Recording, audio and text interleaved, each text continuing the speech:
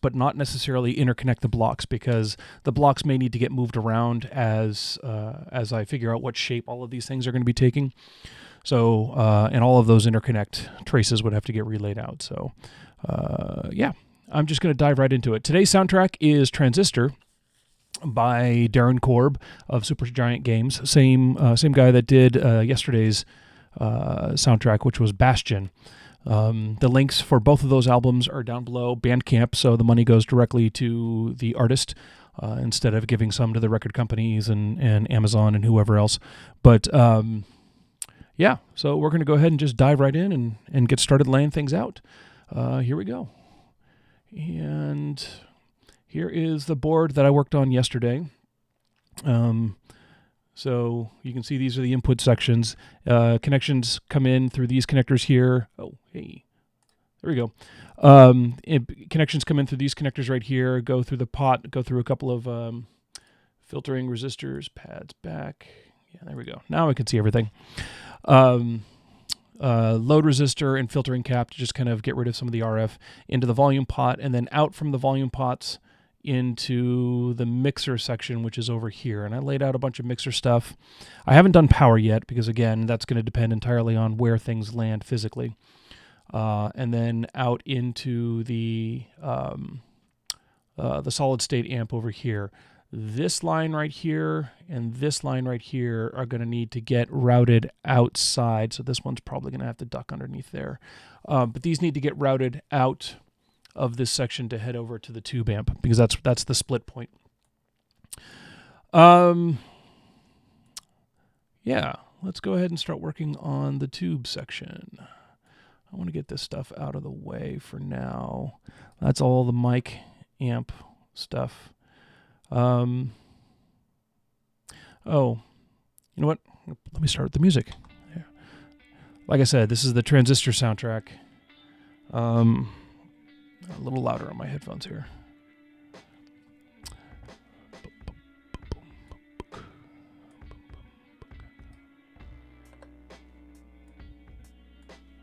So I went back and listened to my my stream from yesterday, which was playing Bastion, and I noticed that the music was a little quiet. So I'm going to go ahead and turn that up just a touch. Hopefully that'll make it a little easier for you to hear the wonderfulness that is Darren Korb. All right, let's dive into this. So the input comes in through these caps.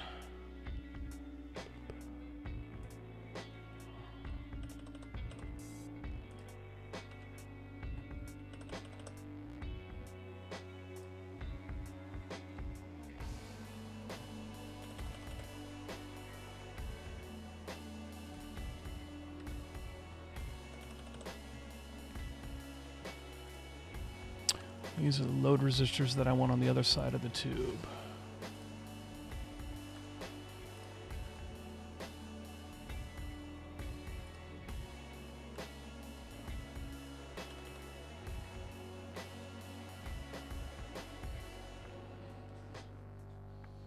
I can flip those to the bottom.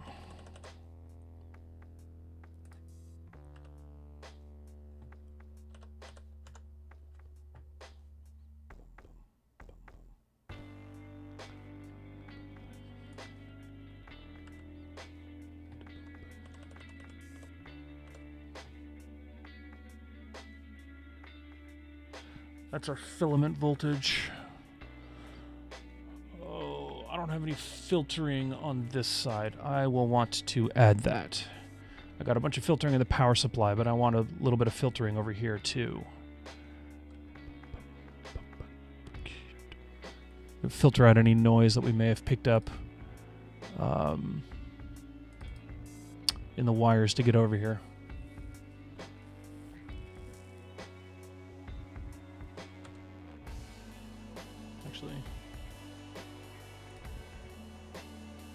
Oh, I don't even need to do that. I'll just copy existing ones.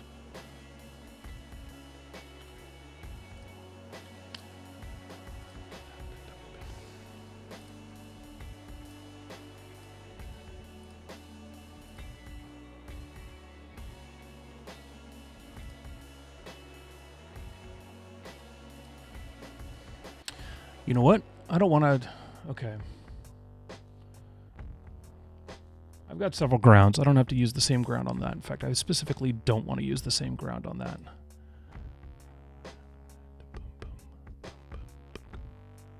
Ground power. There we go. We'll go with that.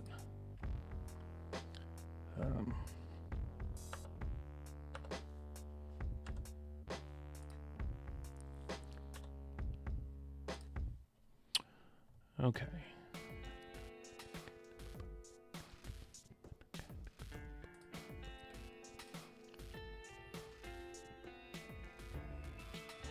Oop, oop.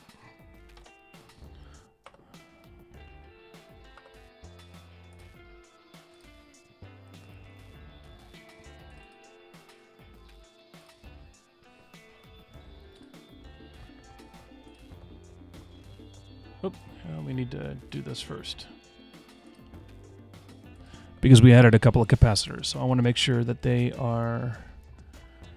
they have outlines assigned to them.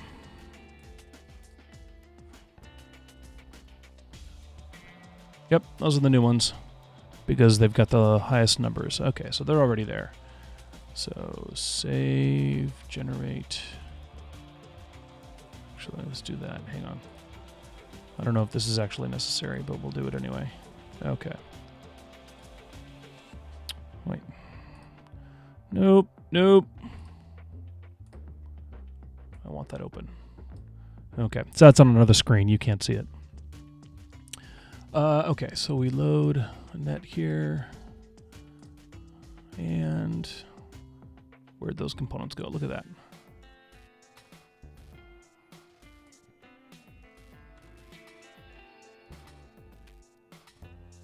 All right, so that's just adding a few filter caps to the,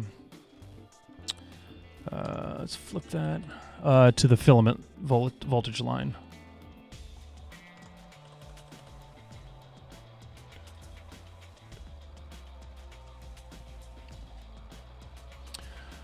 Okay.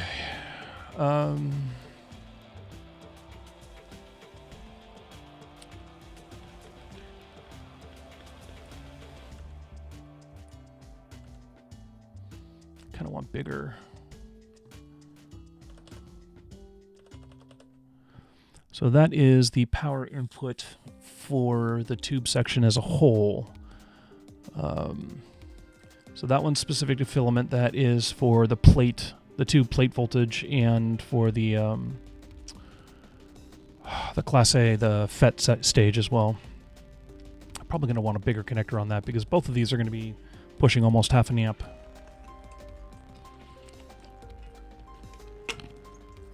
I'll have to go back and fix that.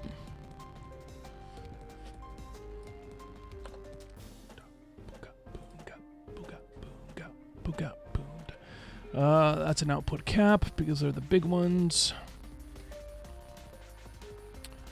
All right, let's split these by left and right. Let's see here.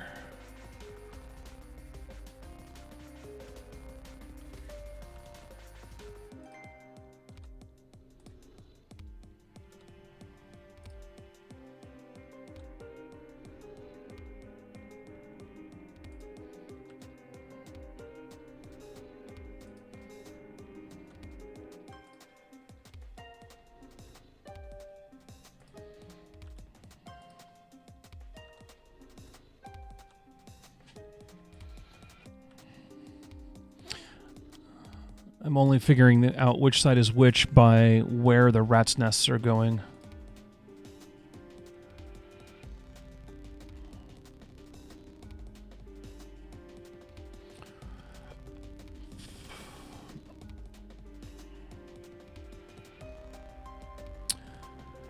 Oh, that's the filament. Okay. That only goes on the tube. That's the other one. Okay.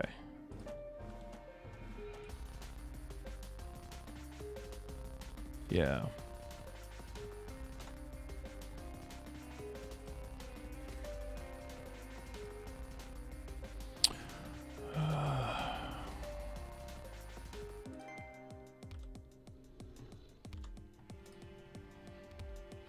And then these are power supply filter cap, so that's somewhat arbitrary which one goes where. Okay.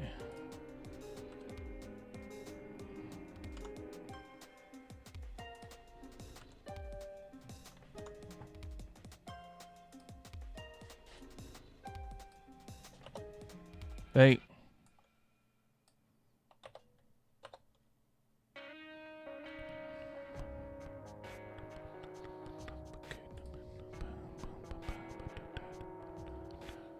Okay.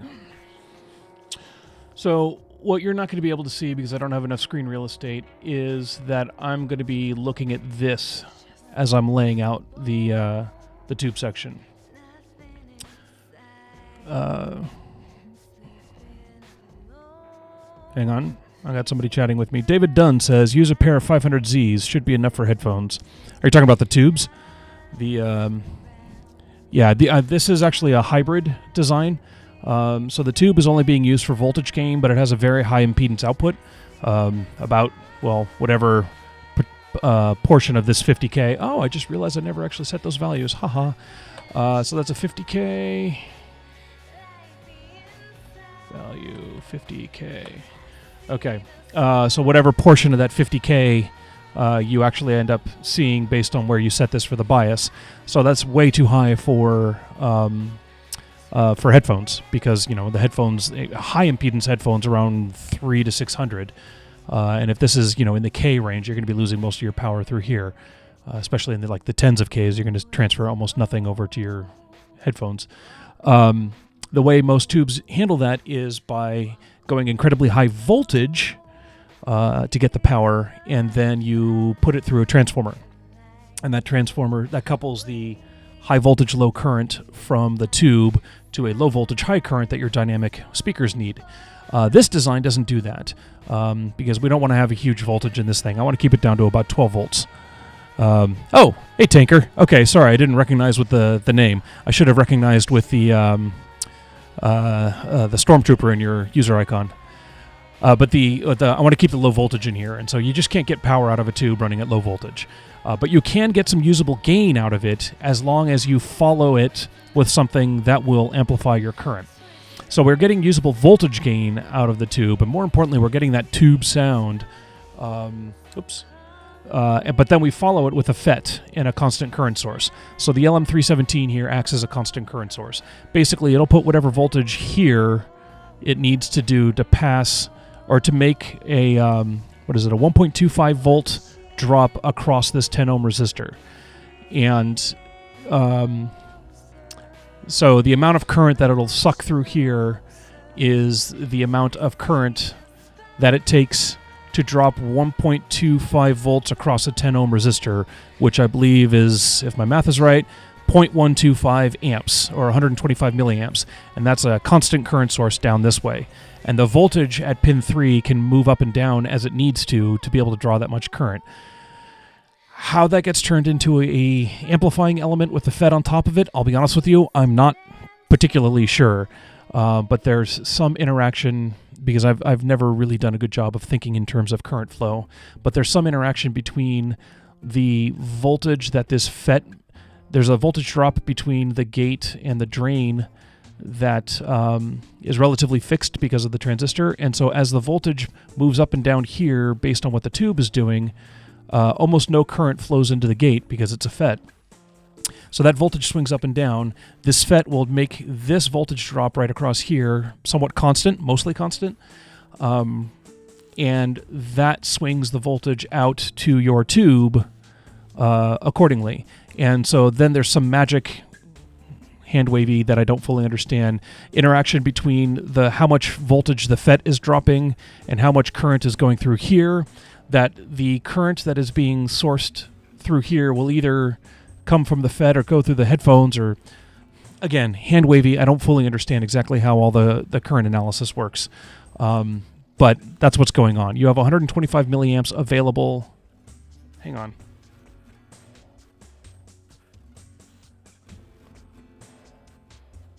I've got some interesting kind of crackle. Nope. Okay. Must be part of the music. Okay, never mind. I heard some interesting crackles that I didn't remember seeing there before. Anyway, and then that's what gives you your power to your headphones. You know, you were pulling my leg, right? Pair of big Z's would look cool, though. Well, see, so, okay, you know what? Let's do it. At CES, I saw, let's see here, Hi-Fi Man, Shangri-La. I saw a set of headphones this weekend. These are headphones, mind you. That's not what I wanted. Head-Fi, nope, that's the one. That's the amp I was listening to this weekend. These are the headphones, the Shangri-La. These are bloody huge tubes. I don't know what they are. They had labels on them. I couldn't figure out what it was, but they're basically, you know, big, huge power amplifier style tubes that are being used on a set of headphones. Now, these are electrostatic headphones, not dynamics, so they need high voltage, low current. They're actually better suited for tube use. Yeah, these were the $50,000 set of headphones. Amazing. Frequency response from 7 hertz to 50 kilohertz. I can believe it. They were incredibly precise and incredibly beautiful to listen to. Not $50,000 beautiful to listen to, but it was kind of impressive. So, anyway, if you got buckets of cash burning a hole in your pocket, I can recommend the Shangri-Las. Give them a listen sometime. If you find yourself at a Can Jam or CES or somewhere else they're being demoed. Anyway, totally different design than what we're doing here. This is a hybrid. So, all right, I'm going to get to work laying this out. Okay. So here's our input section.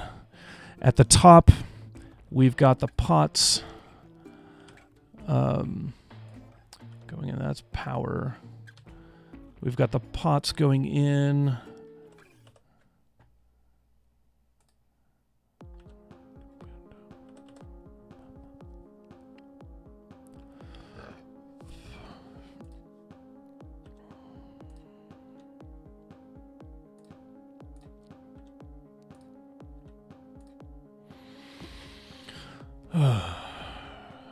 And let's see here. Is that centered?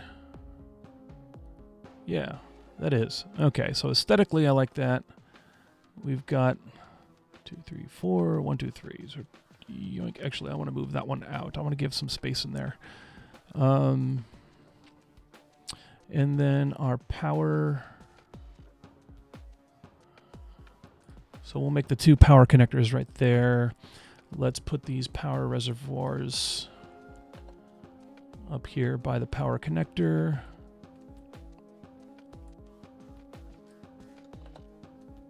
Whoop, that didn't work out.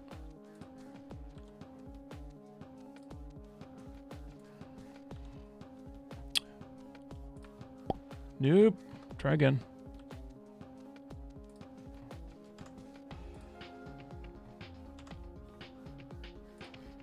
Okay.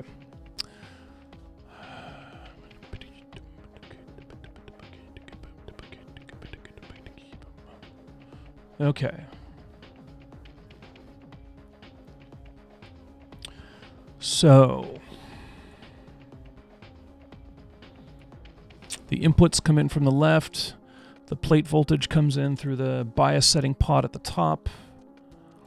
And then we need our cathode loads. Where do they go?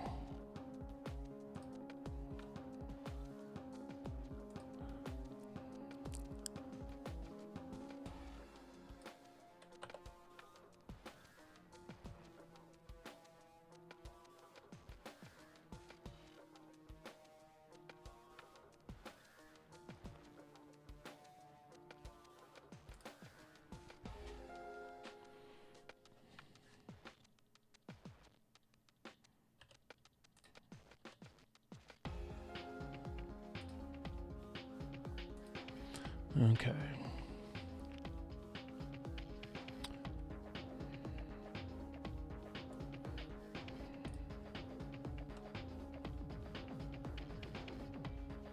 So that load's got to go up to that one. Okay.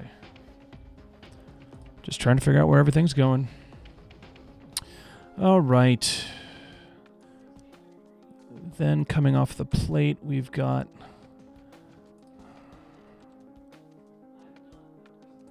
What do we have? We have a transistor. We've got a Q and a U. The Q is the FET. The U is the voltage source. I think I want the Q on top.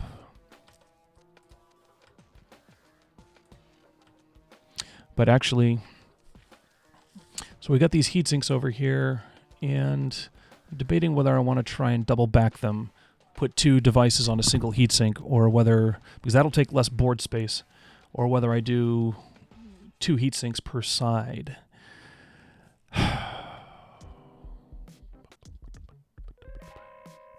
For a total of 4 heatsinks.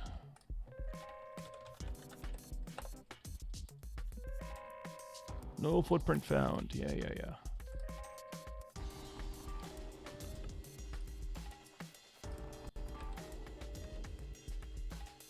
Ooh. Am I using the one with the M3 holes? I think I might have been. Yeah, those are the M3s. Okay. Another one of those. All right. And of course, if we're going to do them this way, we still need to be able to reach the screws. So if I orient them like this, then I won't be able to get to the screws or the nuts on the insides of these. So these really need to be kind of oriented like that.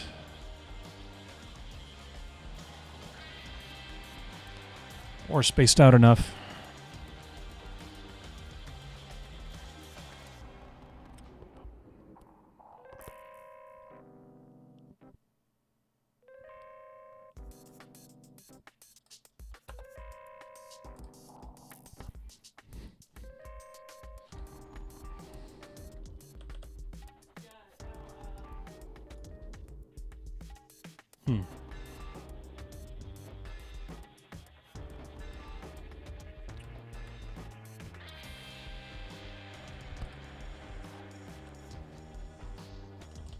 Oops.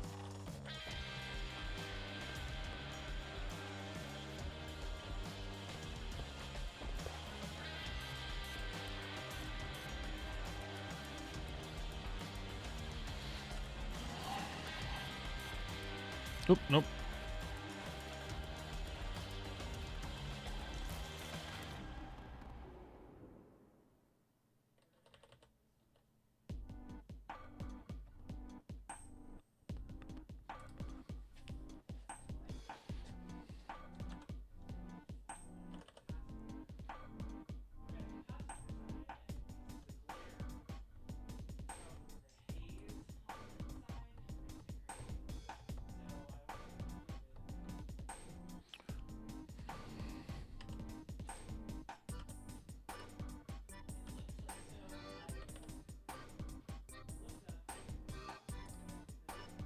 It's just way too much vertical space.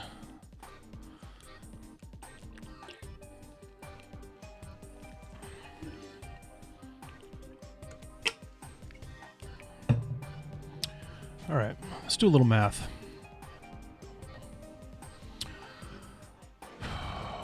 Okay, so if I'm pushing 125 milliamps times 12.6 volts, that's 1.5 watts per side.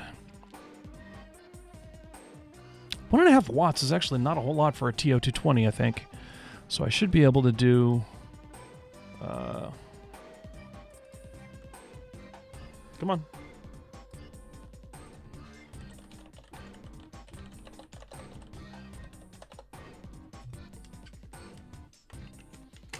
Oh, sure. Correct my spelling.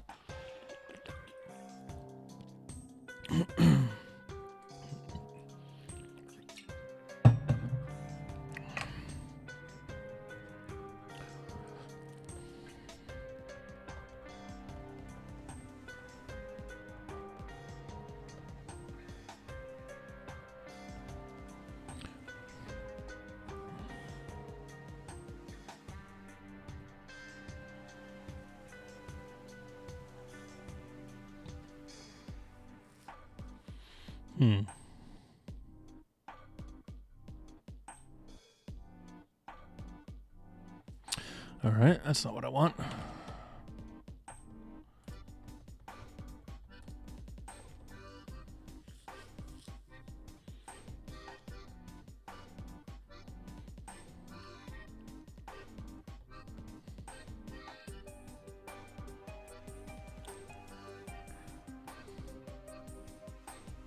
Several watts of waste heat, but that's on a heatsink, but it doesn't say what kind. On a so-called infinite heatsink, this can be 50 watts or more.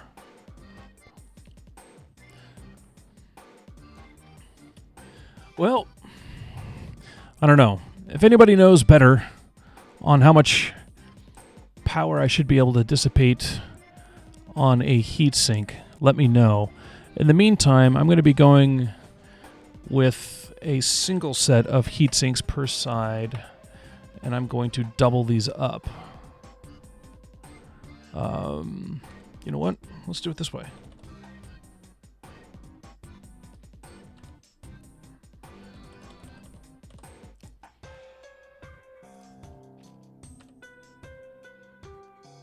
I'm going to be using nylon hardware and the Teflon spacers that will pass all the heat, but it won't connect the two sides, so electrically they'll be separate, because I don't think the tabs of the two devices are the same potential.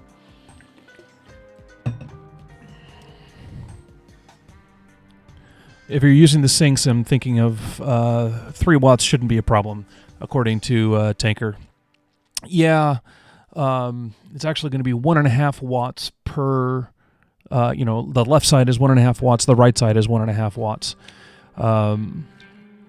And so both of these TO220 devices together will be dissipating 1.5 watts. And so I think doing 1.5 watts into a heatsink this size should be okay. So at least that's my story, and I'm sticking to it, right?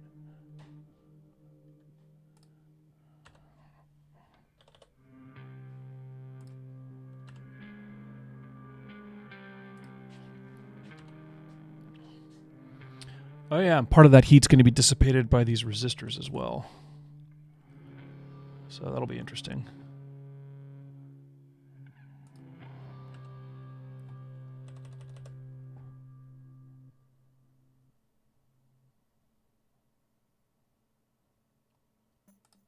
How well can you hear the soundtrack, Tanker? The Bastion or the Transistor, should I turn it up or down or keep it where it's at? What do you think?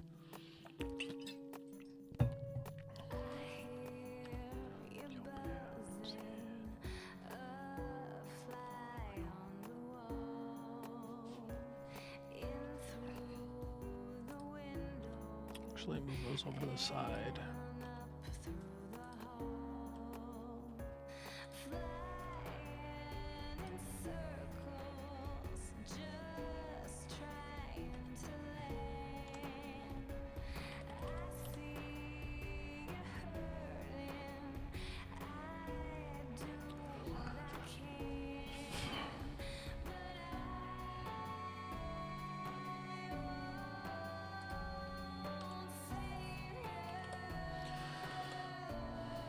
Whoa!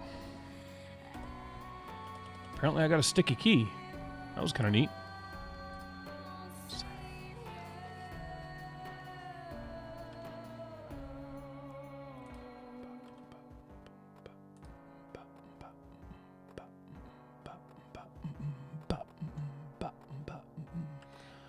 So let's move these up here then.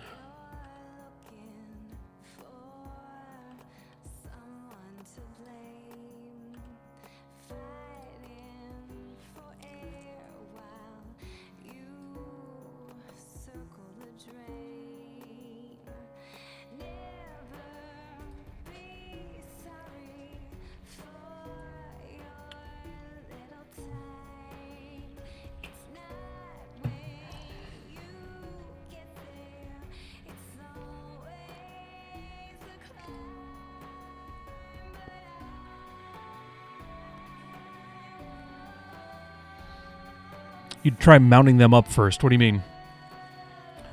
Mounting them vertically? I mean, as in, like, putting the heat sinks like this? I don't know what you mean by I'd try mounting them up first. Or do you mean, like... Okay, cool. He says the soundtrack is fine, clear, but not distracting. Good. It's actually kind of loud in my ears, but that's okay. So what do you mean by mounting them up first?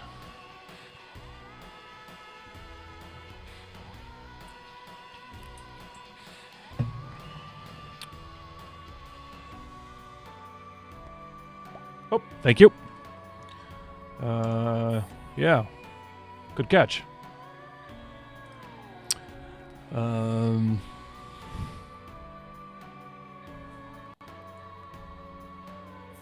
That's why I like having people watching over my shoulder while I'm doing this, because they catch my mistakes.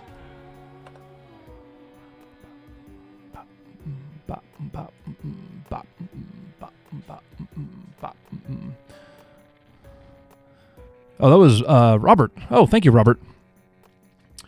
Good catch, Robert.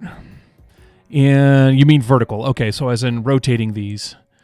So my thought process on doing them this way is A, it takes less space vertically, like this, on the board, and I don't want the board getting too deep, although I'm maybe screwed on that anyway.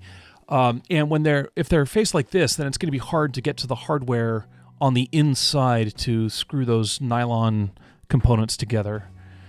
This way, since they're taller than most of the stuff around them, and these capacitors are not going to get in the way of putting a screwdriver in here. I should probably move those out of the way a little bit. But getting the tube out of the way will also, taking the tube out of the socket will give you plenty of space, because I think these capacitors are pretty short. So I'm more worried about the hardware. What is it that you think about mounting them vertically that will make it easier?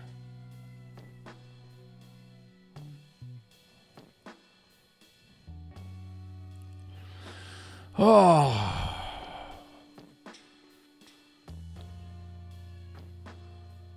Boom, boom, boom, boom.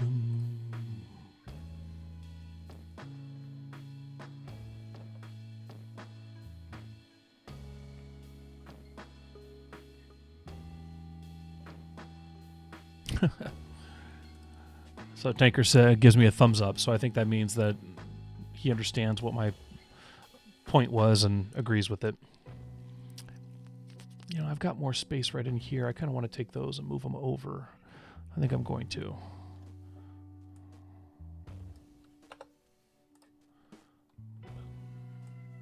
I want to try and keep the capacitors not too close to the heat sinks, because capacitors, especially these giant aluminum electrolytics, will dry out, and that's not good.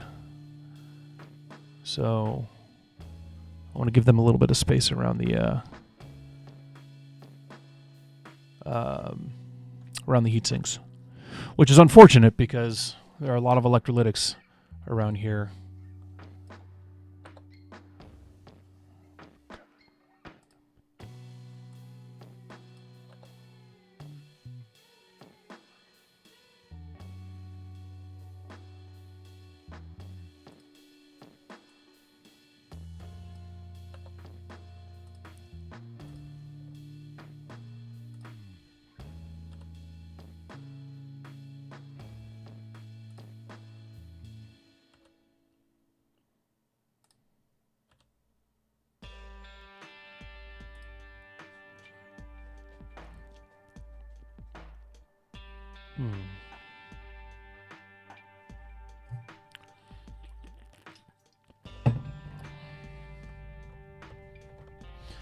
So aesthetically, this is going to put the tube behind these two giant heat sinks, the way I have it right now. And I don't like that. I kind of want to move the heat sinks behind the tubes. I'd rather the tube be front and center than two giant heat sinks. But that's going to turn the whole thing around.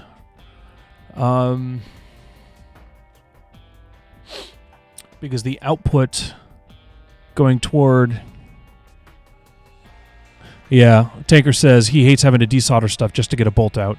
Yeah, agreed. So I'm sorry, are you trying to suggest that that's why I should mount the heat sinks vertically like this and kind of rotate them 90 degrees? Or am I misunderstanding you? Or are you agreeing with the way I have it now because of that argument? But I kind of want the heat sinks on the backside, or rather I want the tube kind of front and prominent. I might just go ahead and turn all of this around and put the input up front, go through the tube, then the solid state section, and then run the headphone lines around. I think I'd rather do that because the headphone lines are going to be much lower impedance, much more energy, and so they'll be less susceptible to noise, and it'll be easier to have a long run for those. Okay.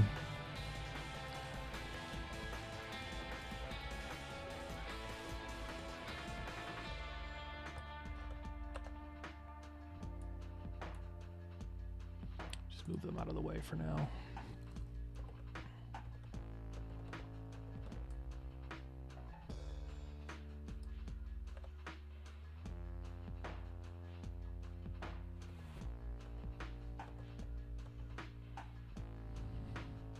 Agreeing. Okay.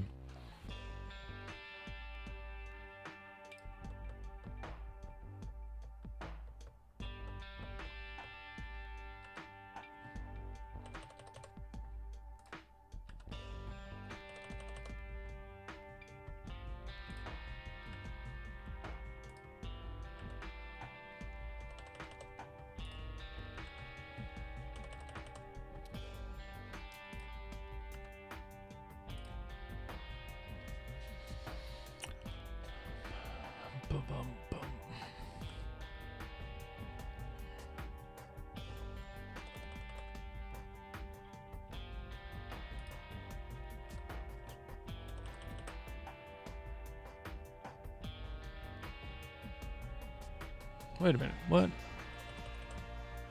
Nope.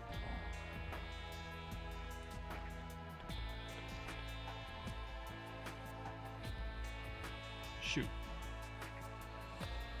Yep, okay. Oh, I didn't even get the other one either. Dang.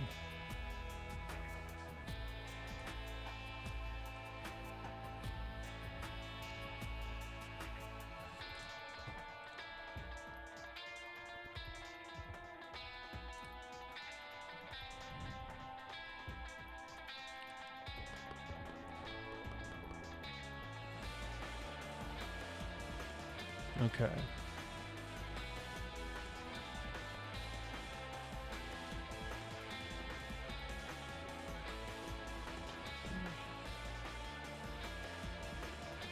Yeah, okay.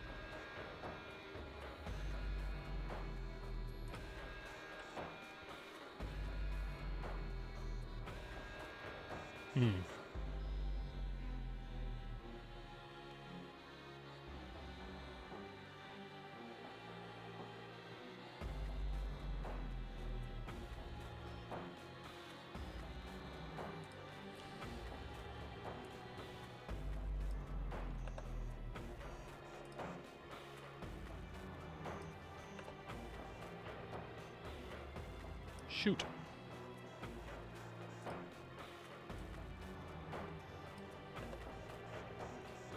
Dadgummit.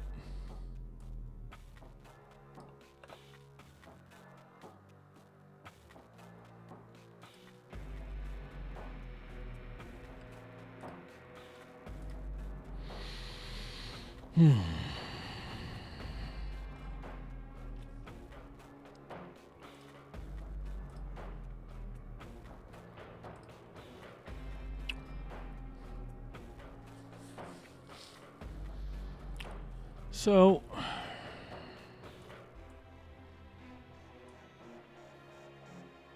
a needle pulling thread. Maybe put that one there.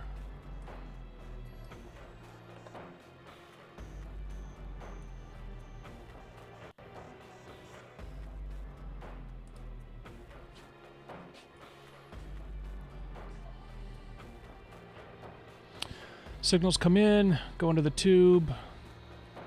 The cathode of the tube goes through the cap and resistor to ground. The output of the tube load is right there, so that the load goes through the tube pin. That's good.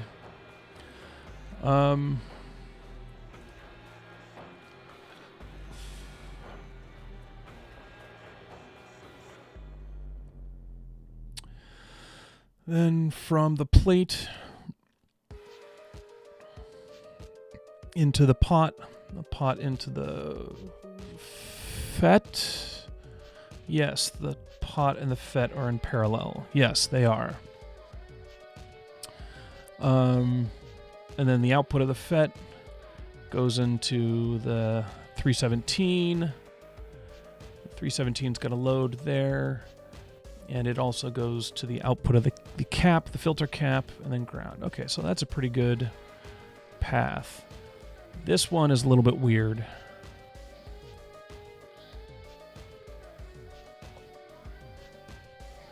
Oh, KaiCat, if you're listening, why can I only rotate a group once?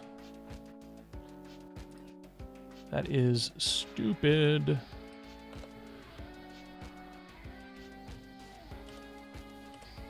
Yeah. And then as soon as yeah. Fix that, please. And don't say it's open source. You can fix it yourself, because there's a reason I don't do software development.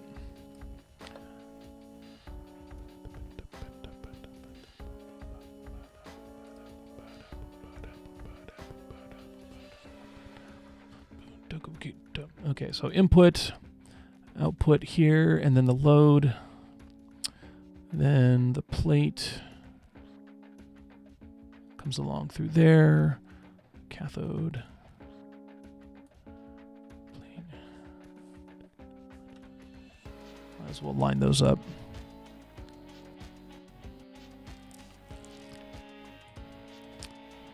My sense of symmetry wants those lined up.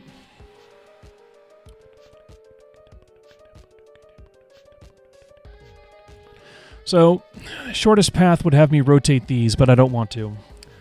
Because electrolytics, it's always good to keep electrolytics facing the same way on your boards. Because that just helps with assembly. I'm not going to be mean to my assemblers and rotate those. I don't think it'll help that much for layout.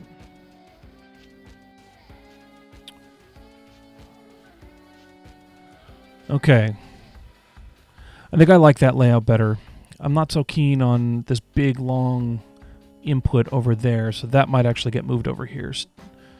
I may go ahead and accept some asymmetry on those. I'm not liking that.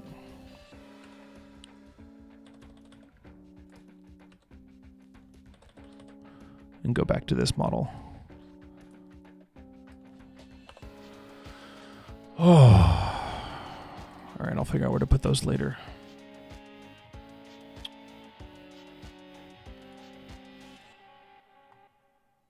Actually, those might get put over here.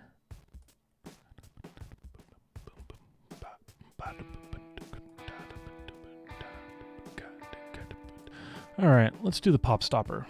I think that's kind of the next thing in the list.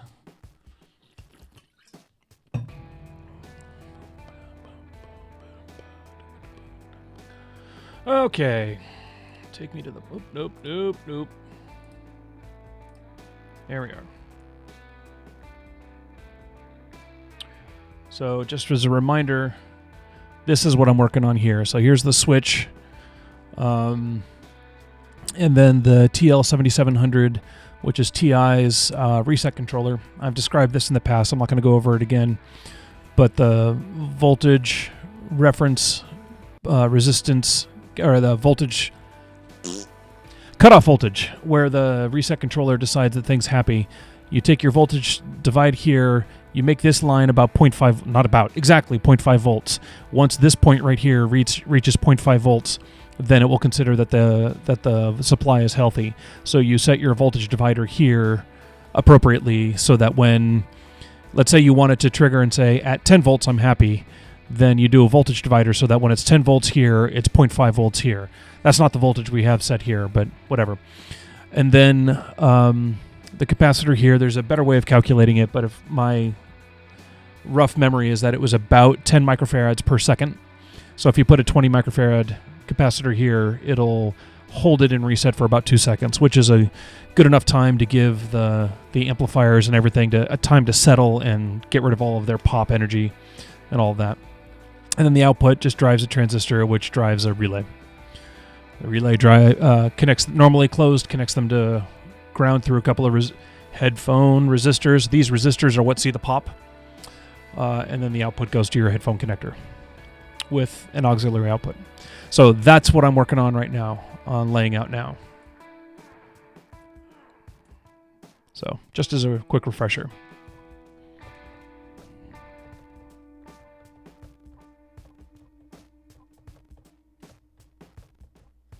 Okay, these are the loads.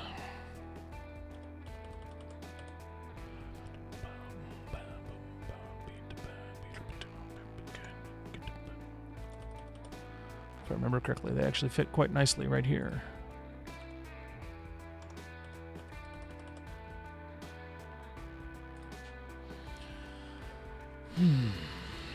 Diode.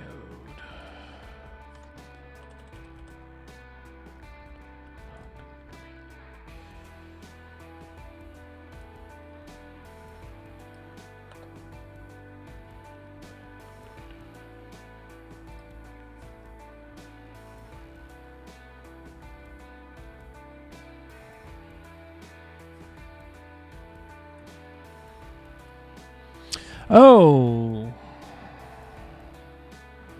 I do have that on filament voltage, don't I? Or plate voltage.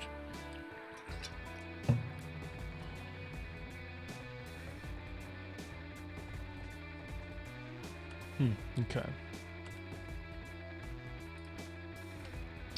R29. Oh, that's down here for the transistor.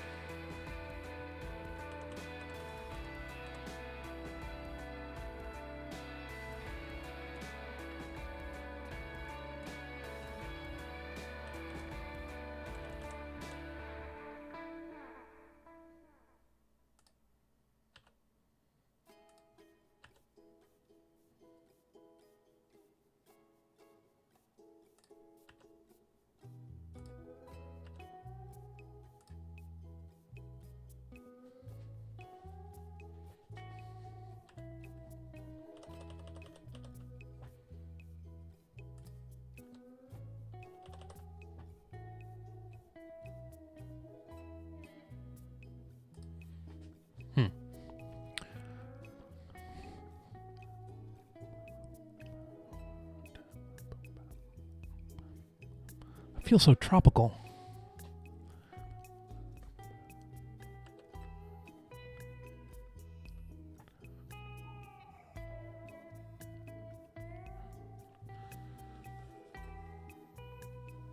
Oi. Oi.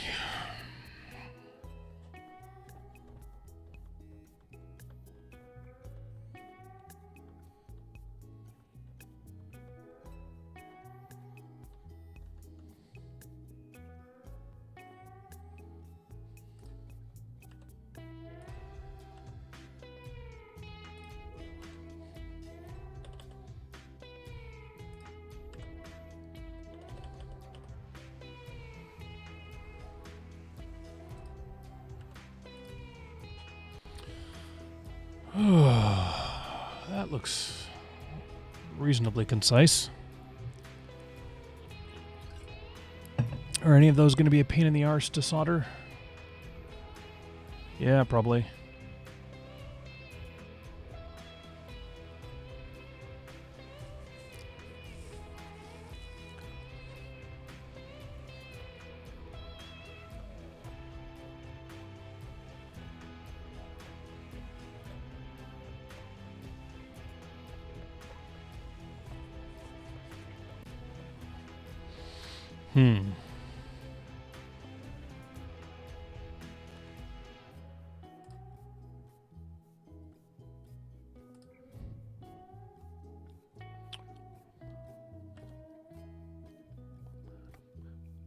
That's kind of annoying. All right, we'll put that back there. It's annoying. The way I've decided to orient it, the inputs are over here and the outputs are on that side, so we got to cross things over on the headphone output there.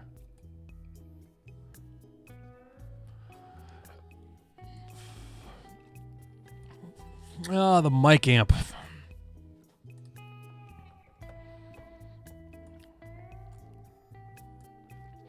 Another reminder.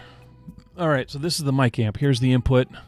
We've got a bias voltage because all the condenser mics that come on game headsets and whatnot, they require a little bit of voltage. It's supposed to be 5 volts, but we're totally cheating and giving it 12. Hang on.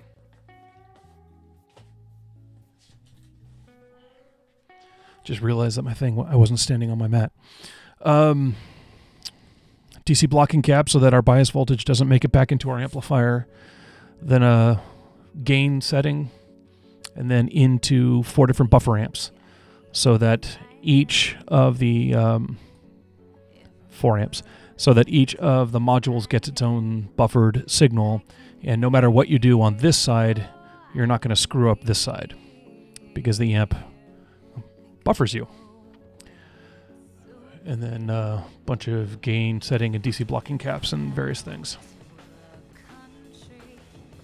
All right, so that's what I'm laying out. You'll notice that there are 4 identical-ish circuits. This is all a single chip. Dang it. It's a 4x op amp, quad op amp in a single chip. It's a SOIC 14, but that's what I'm going to be working on.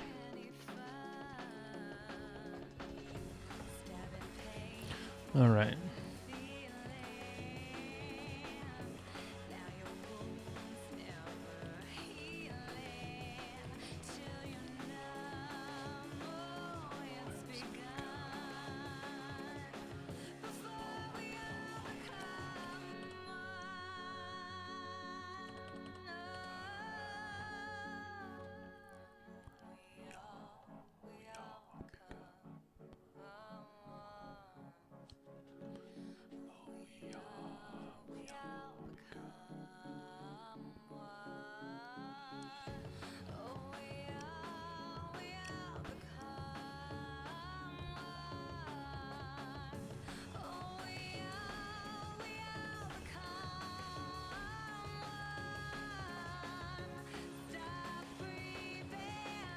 Okay.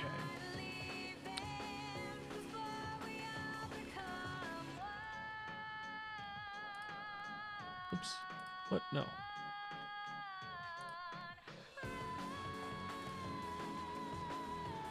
Okay. 39.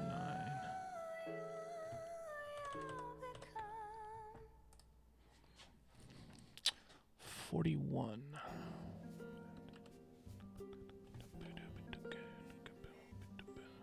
1 and 2.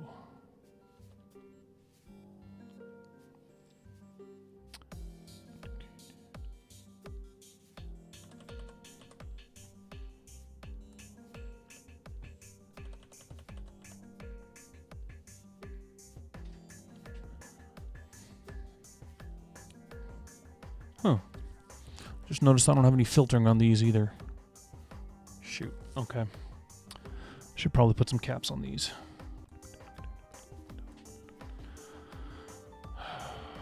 B 40 and 42. 40.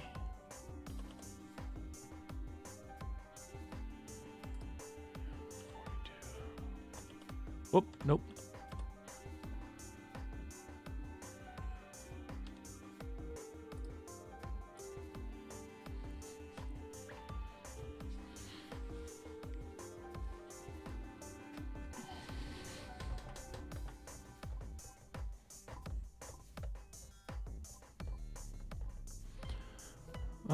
C118.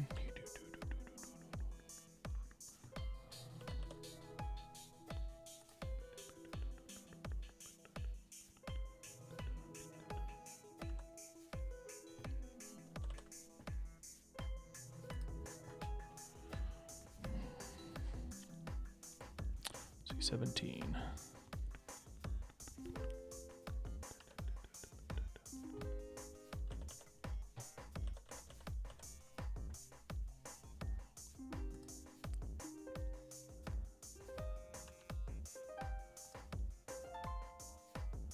What?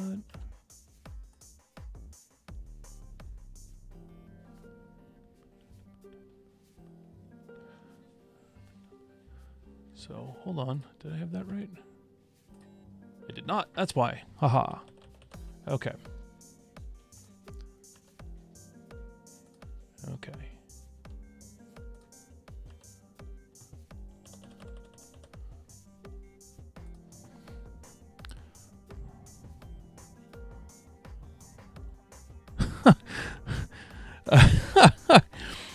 So Tanker is saying, if it's easy to solder, then you don't get any better. Just don't turn Padre loose on it. Hey now, Padre's not nearly as bad at soldering as he claims to be. He's good people.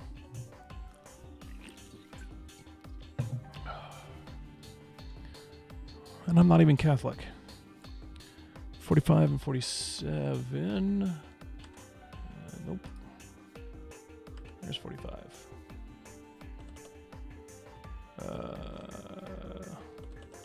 I don't know which way that one's going to go. And like that. Okay.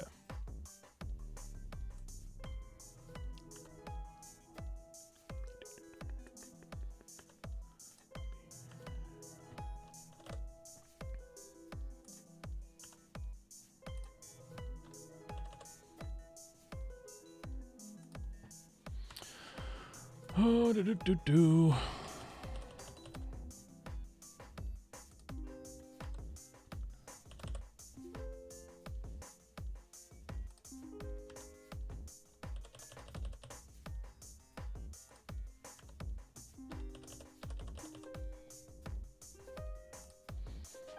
Okay.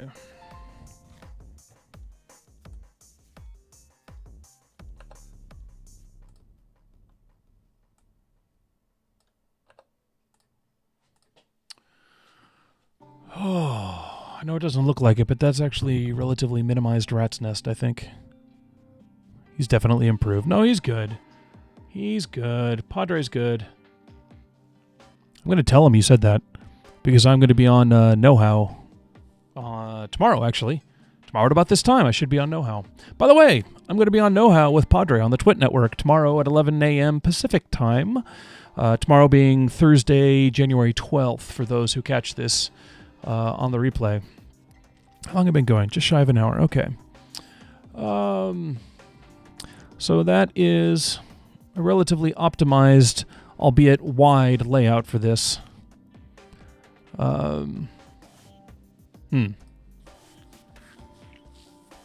There are probably ways of making that a little bit better.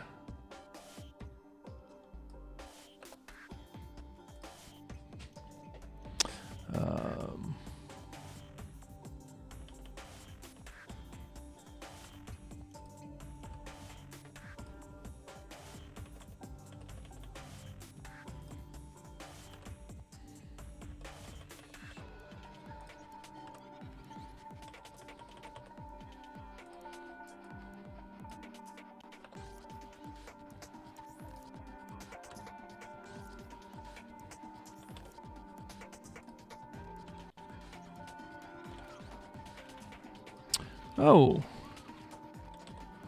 I don't think I have any bypass caps set up for this yet.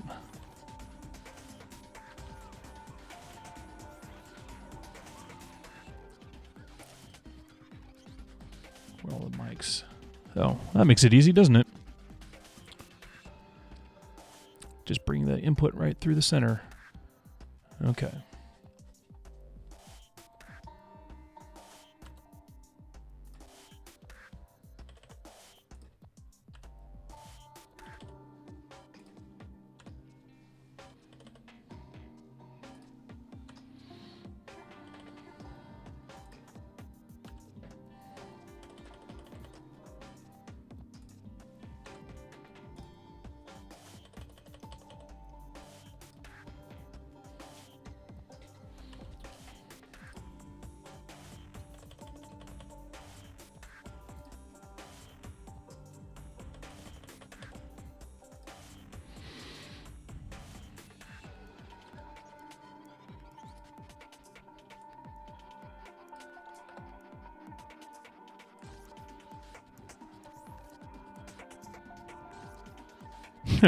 All right, Tanker. Tanker says he's got a roll for now. He'll have to catch the replay later. Give Padre and Hippo my regard. 73. 73s, man. Thanks for joining me. And thanks to the other 3 people who are also joining me right now. I don't know who you are because it doesn't give me your names unless you post in the chat room. I see Robert Lessenfeld said hi, but I haven't seen anyone else posting yet. So regardless, whoever you are, thank you very much for joining me. Trying to figure out whether I want to do it this way or some other way.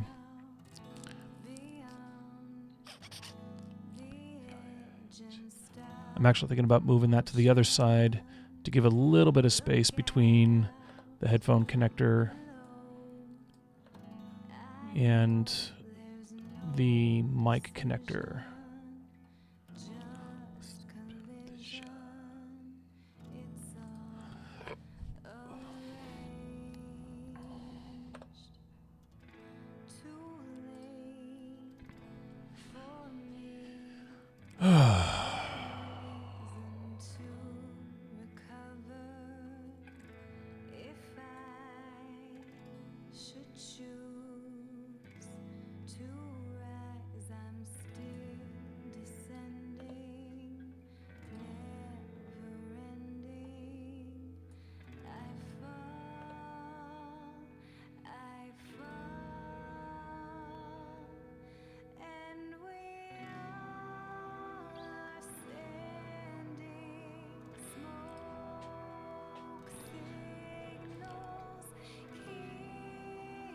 Now remember, this is all power supply that's going to go off on a separate board. So I'm going to keep those separate for now.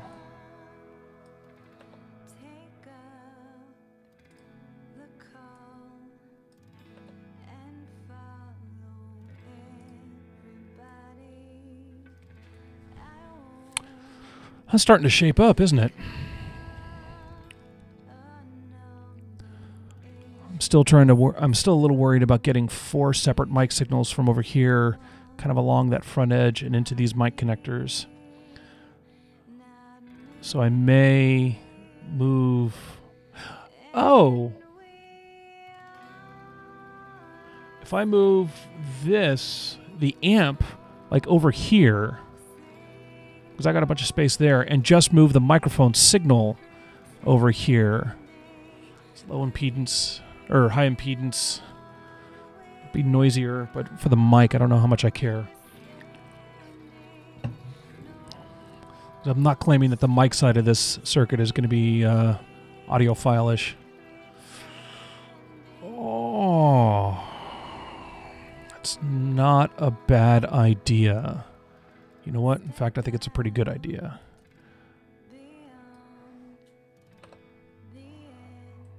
Whoa, whoa, whoa. Wrong button.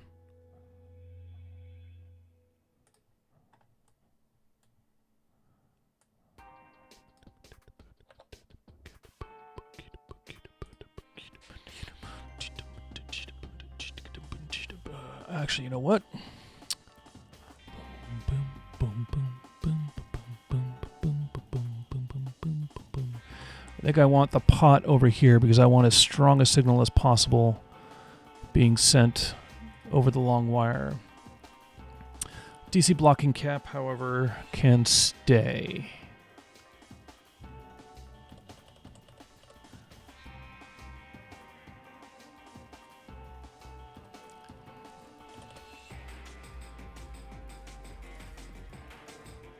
That also puts it closer to its power source, which is over here.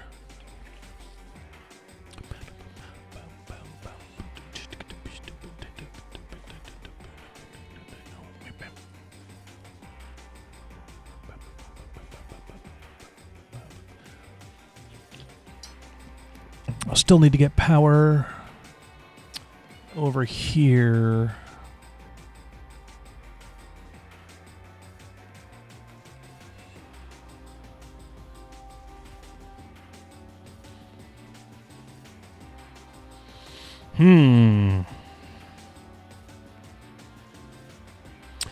Oh, you know what I need to do?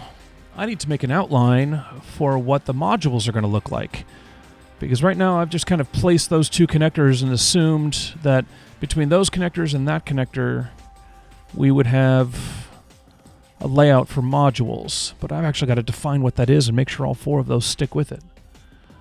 Okay, you know what? I think this is a good stopping point for now. Let's take a look at what we've got. Step back and look at the forest. That's going to be on a separate board, so I'm going to keep it separate for now, but...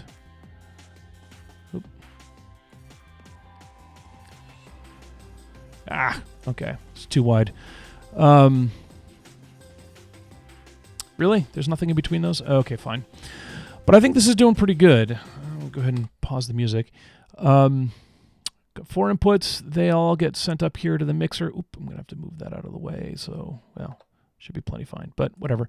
We'll move it there. So I got 4 inputs going into the mixer section, into the active side of the mixer, to the solid state amp, and then out to, from there, out to the tube amp.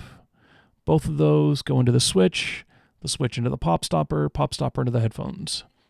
We got the microphone coming in, a single microphone line going all the way around into there. Those will get split out into the 4 different modules. We got some power filtering on each of the modules. I think this is pretty good. That needs to come over here somewhere. Yeah, I think that's it. I'm going to go ahead and call it a day for now. And this may be my last stream for at least a week or so, because we're headed out of town on vacation. Actually, no, I might have time tomorrow. No, because I'm going to be doing Know How tomorrow. So, reminder, I'll be on Know How tomorrow on the Twit Network with Father Robert Balasaire and Brian Burnett, Cranky Hippo, and talking about CES and what we saw and what we liked and all that fun stuff. I meant to hook up with them at CES, but it just kind of didn't work out for various scheduling reasons. So we're going to be chatting tomorrow. It'll be good. Oh, let me switch screens. There we go. That's at 11 a.m. Pacific time, and on tomorrow being January 12th, for those who catch this on YouTube later. Otherwise, hit me up on Twitter, Smitty Halibut, SMITTYHALIBUT, just like the fish, and tell me what you're working on. I love hearing what you guys are doing.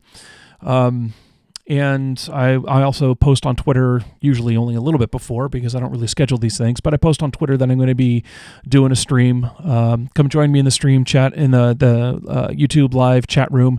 I usually have at least a few people watching and chatting and talking about what's going on and fixing my problems. Thank you again, Robert. Yeah, it's all good times. I will catch you all later. Thank you very much for joining me, and be good humans. We'll see you next time. 5, 4, 3, 2, 1.